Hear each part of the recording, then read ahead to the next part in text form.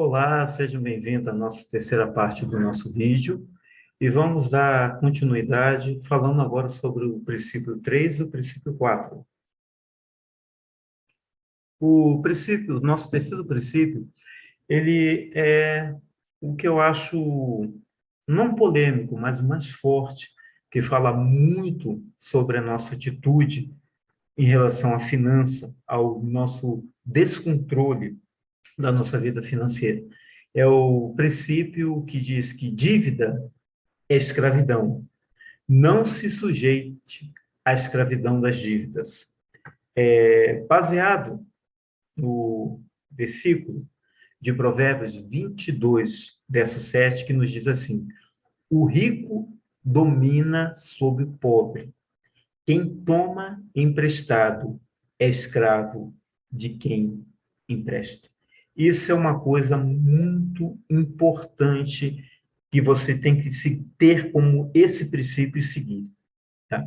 Você é escravo de quem você deve. Isso não tem para onde fugir. Por mais que você não queira aceitar esse versículo, ele é muito forte, porque ele diz que nós vivemos uma escravidão, e é verdade, a dívida é uma escravidão. A dívida nos faz sermos escravos de tanta coisa, da angústia, do sofrimento, das preocupações, até do próprio trabalho, porque às vezes você tem que trabalhar mais para conseguir sanar aquela dívida.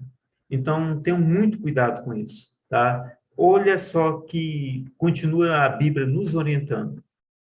Vocês foram comprados por alto preço. Não se tornem escravo de homens.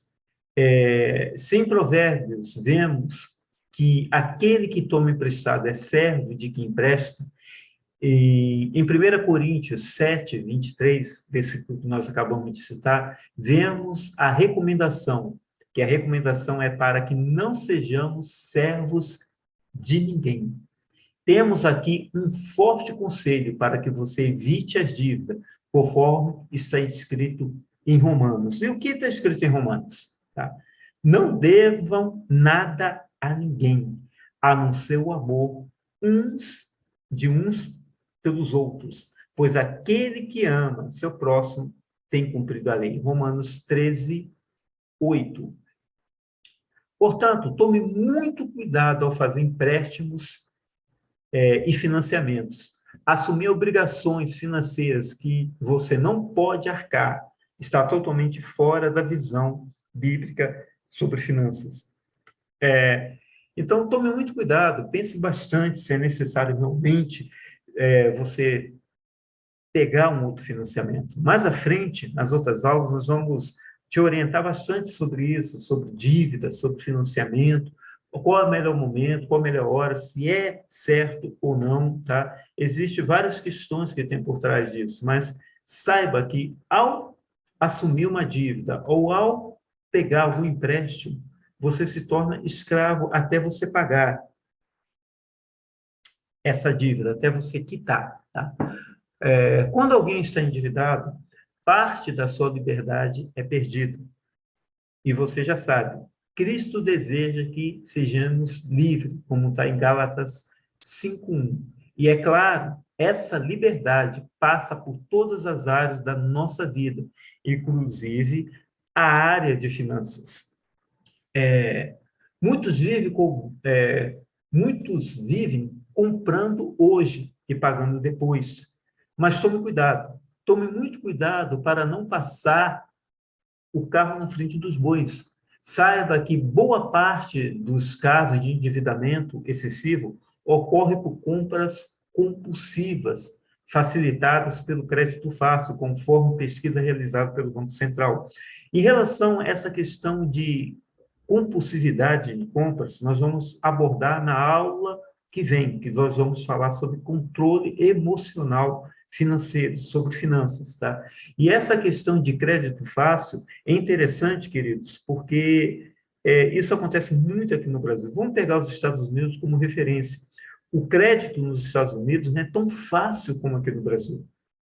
Porque lá a cultura é que você compre as coisas à vista, tá? A não ser coisas muito, um valor muito excessivo, como casa. Normalmente lá o crédito mais comum é a compra de casa e depois, às vezes, de um automóvel, mas normalmente eletrodoméstico, coisas assim, não é. Tanto que até a própria faculdade, nós vemos muito no sistema norte-americano, os pais tentam fazer uma poupança para que, quando chega a época da faculdade dos filhos, a faculdade seja paga à vista.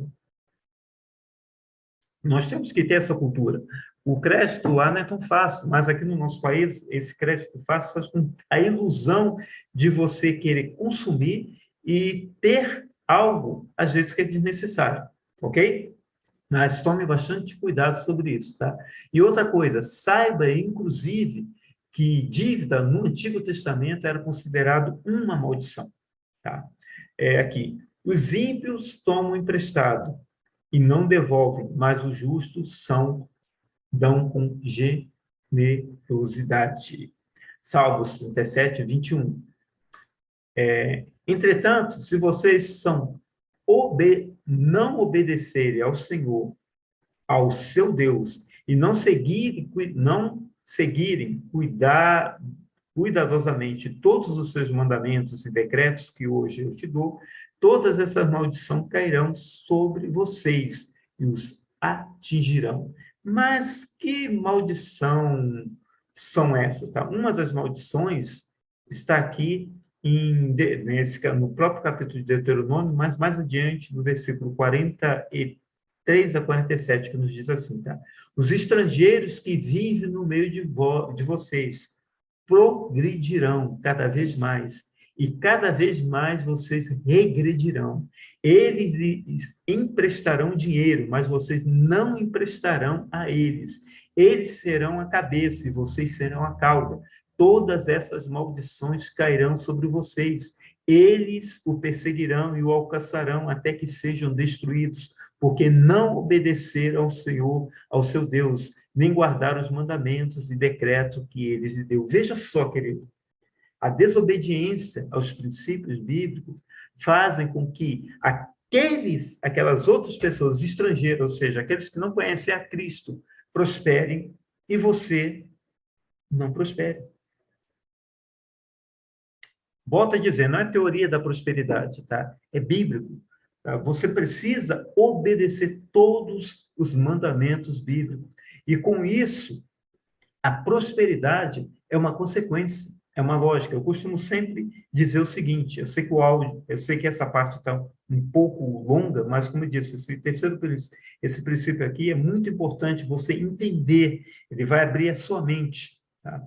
Eu costumo dizer o seguinte, que existe prosperidade, só que a verdadeira prosperidade é a prosperidade espiritual, tá? Como diz o Senhor Jesus Cristo, buscai primeiro o reino e a sua justiça, e as demais coisas vos serão acrescentadas. Ou seja, quando você coloca os princípios bíblicos e obedece, a sua prosperidade espiritual ou bíblica vem, e a prosperidade financeira vem automaticamente. É uma consequência lógica. Veja só, não estou falando em dizimar e nem ofertar, estou falando em seguir os princípios bíblicos. E volto novamente a dizer, prosperidade biblicamente não tem a ver com volume de dinheiro, mas sim com saúde, com aceitação e com alegria e felicidade daquilo que você tem, ok?